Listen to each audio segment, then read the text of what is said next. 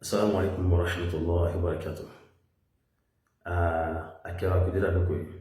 tí mo fọ́rọ̀ náà gùn. In tó fa ìjáde mi nípa ọ̀rọ̀ tí mo sọ pa Anabi Yahya àti Anabi Isa alayhi wassalatu wassalamu ala nabiyyina wa ala jami'in nabiyyina. Bá má jáde, àmọ́ in tá àjọ mọ̀ náà ni pé ẹnìkẹ́kan ò tó bẹ̀ kó ní gbogbo ìmọ̀ lòun mọ̀. Èyí wọ̀nyí ni ẹlẹ́ẹ̀kejì ń bẹ̀ ní wípé kòyàn wá gbọ́dọ̀ tóbi jù gẹ́gẹ́ bí ọ̀sẹ̀ nínú Umar radiyallahu anhu wa arda tó bá sọ̀rọ̀ kan lé ní báyìí tó bá wá dọ̀la tó bá wá rí mi tójú òtọ́jú tètọ́sọ́lá náà lọ kó padà sí di òótọ́ kó sọ pé tà náà wò rí bẹ́ẹ̀ tó ẹlẹ́ẹ̀kẹ́ni bẹ̀ ní pé nínú sharaf nínú iyì fún akẹ́kọ̀ọ́ mímọ̀ àbí onímímọ̀ òun náà ni pé ní tó bá rí yẹn pé sákèsí kó wá dáhùn pé tọ́ mo jẹ́ o n tí mo sọ òun mo kó jẹ sí yàmẹ tó bá ti pé ọ̀rọ̀ tó ní í ṣe ń pẹ̀ ẹ̀sìn tún ni tó sì jẹ́ pé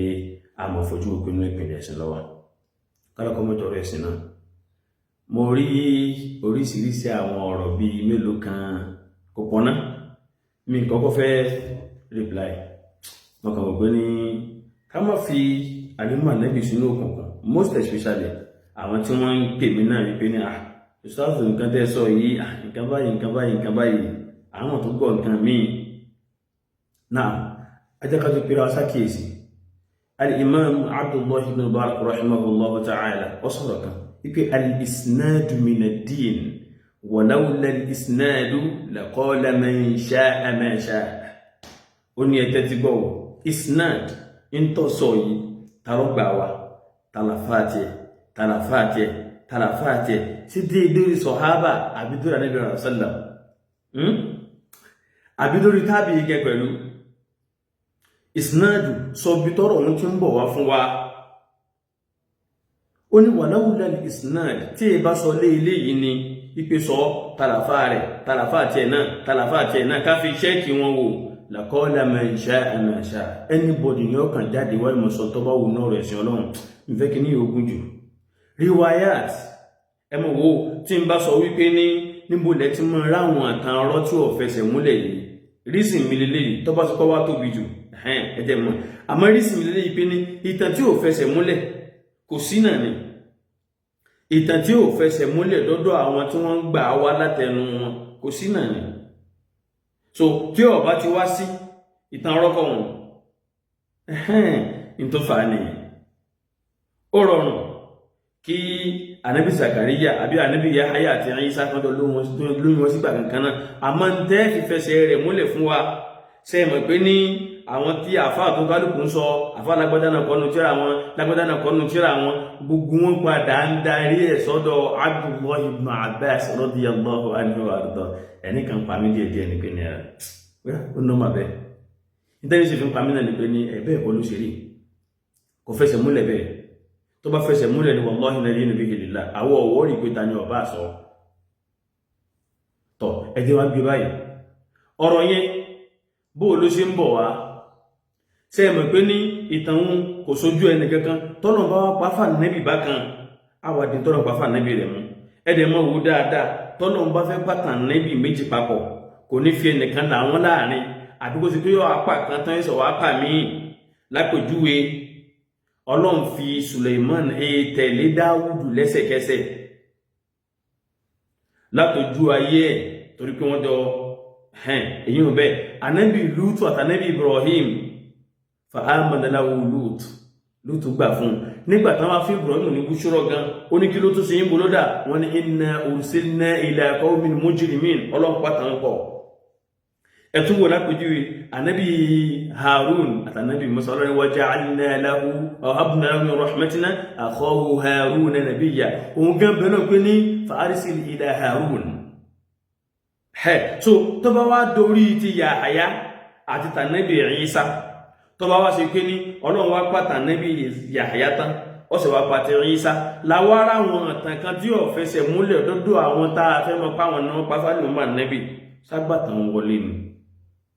àwọn àfáà lè kó wa ẹlọ́wọ́ tán torí ẹ̀ kó wá ń bẹ̀jù tasdik wípé ní Anabi Yahya ó ń pe Anabi Isa lóòótọ́ pé tó bí wọn bẹ́ẹ̀ ló ṣe rí náà bó ṣe gbọ́dọ̀ rí náà nìyẹn torí pé ní Anabi kun ò ní dé kọ́mọ́ sọ̀dápọ̀ tó síwájú ẹ lọ wọnú Kùránì náà ọlọ́run wa idha akhadha Allah minan nabiyyina mithaqahum okay min alladhina utul kitaba wal hikma subhanallah suratu Ali Imran ọlọ́run nígbà tá a gba àdéhùn lẹ́nu Nabi ọlọ́run pé ní lamma ataytukum min kitabin wa hikma nígbà tí mo ti fún yín tírà tí mo ti fún yín ní hikma náà thumma ja'akum rasulun musaddiqun lima ma'akum òjíṣẹ́ kan padà tó wá dé inte sọ wọ́n pè lóòótọ́ la tu'minunna bihi ẹ gbọ́dọ̀ gbà fún wa la tansurunnahu gbọ́dọ̀ ràn lọ́wọ́ so aya ń bẹ tó bá ki tasdiq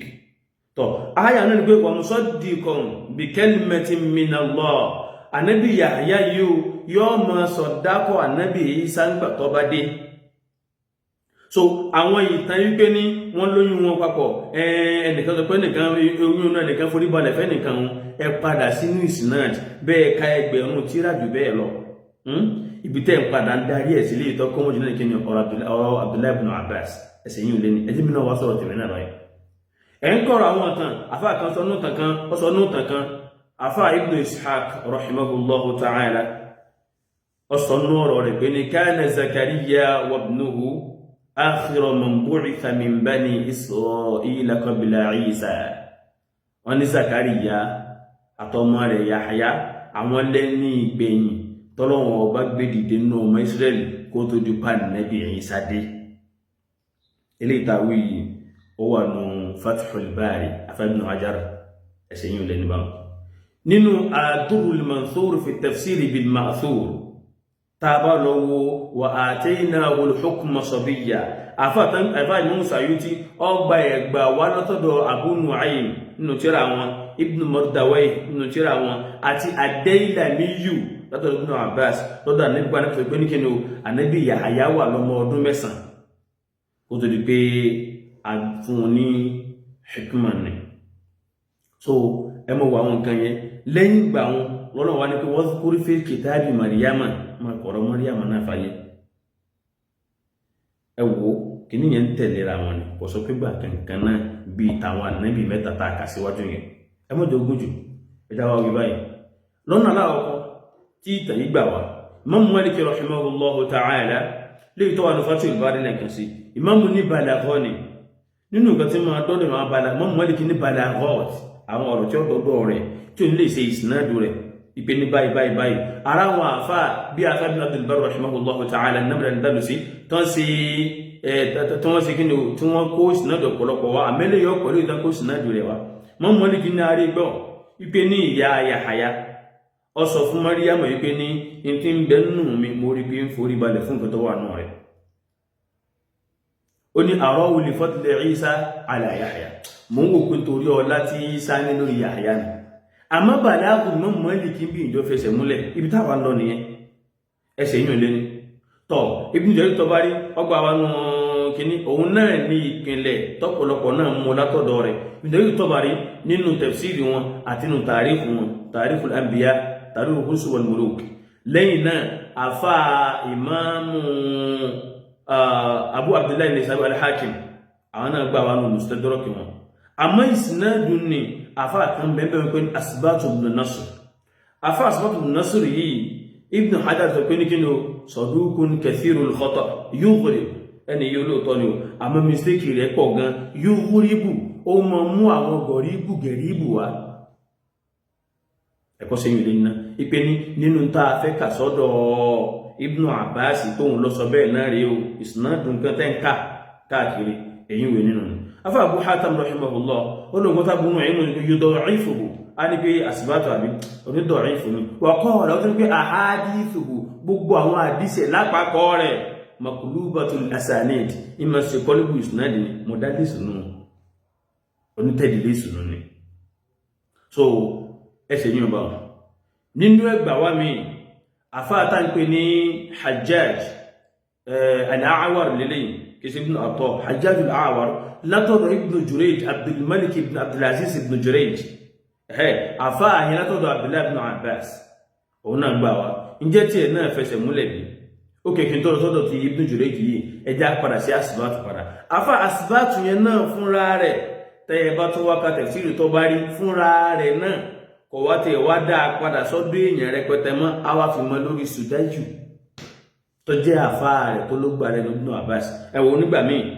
a sọ pé Ibn Abbas ló sọ nígbà míì ani Sudaju ló sọ lọ́dọ̀ àwọn afa hada idtirab nù irú àwọn hadith báyìí náà àwọn hadith tó tọ́ ẹ̀fù lọ́wọ́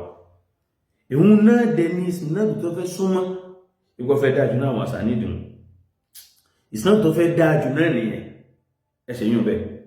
tọ́ ẹjá wá padà wá wípé ní káwàbọ́ sọ́dọ̀ ti afá Ibn Jurayj and Ibn Abbas afá Ibn Jurayj yìí Abdul Malik ibn Abdulaziz Ibn Jurayj nínú àwọn àgbàlagbà afá ni náà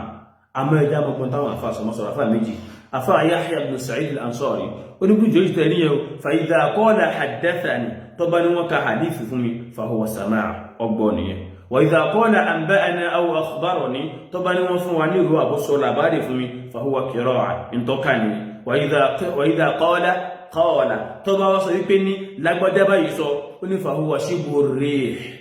atẹ́gùn ni kò ṣe é dì mú ẹ̀dẹ̀ lọ́wọ́ Ibn Jurayj ń bí ìsìnàdù pé ní Ibn Abbas sọ wípé ntí ipé ìyá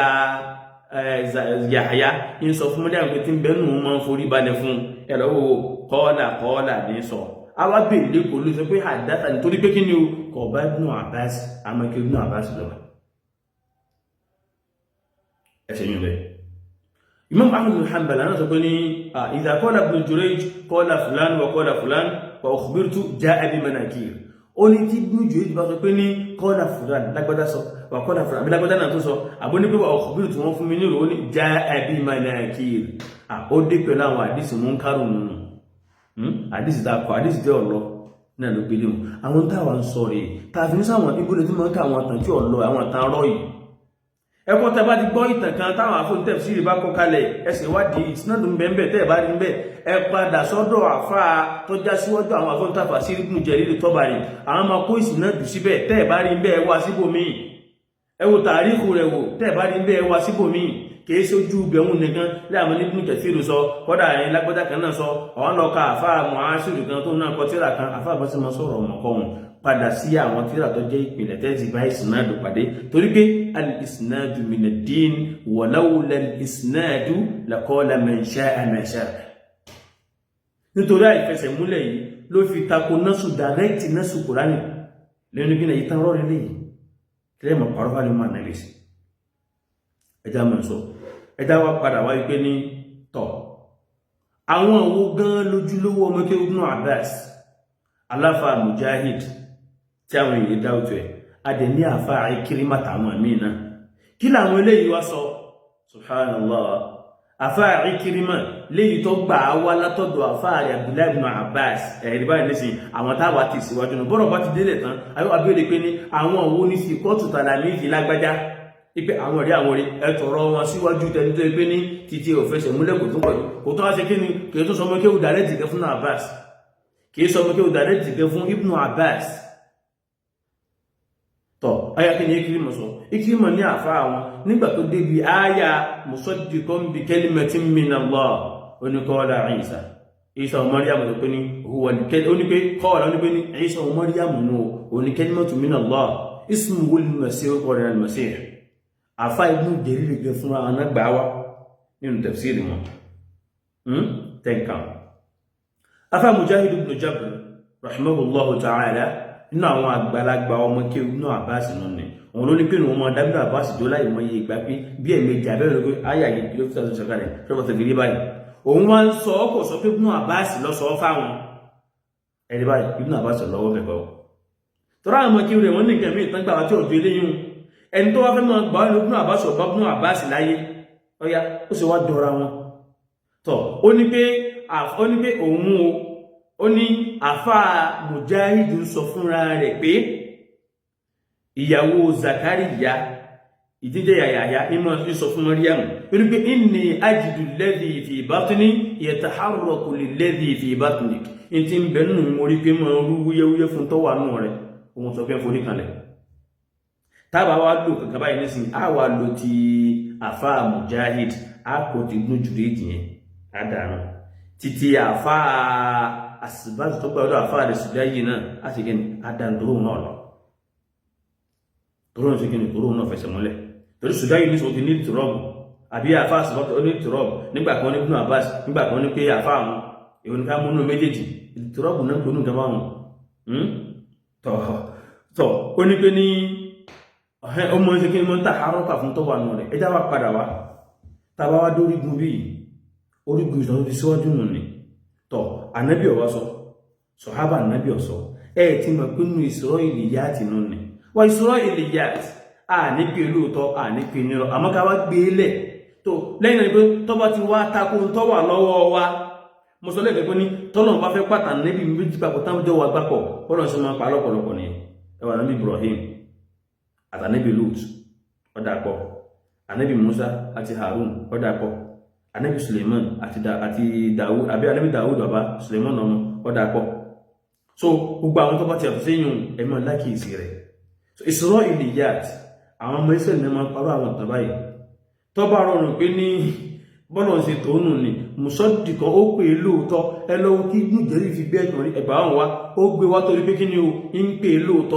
lóòótọ́ lẹ́nu gbá ìgbà wọn wà pẹ̀sí tó bóyá torí pé ní wọ́ọ̀dù sùjúdù náà fẹsẹ̀ mọ́lẹ̀ tó kí ní tí ń gùn jù fóònù mi lọ́wọ́ rẹ̀ ti fẹ́ fóònù kò jù bẹ́ẹ̀ lọ. Assalamu alaikum. In tó fà ní ìjọba kí ni ìtàn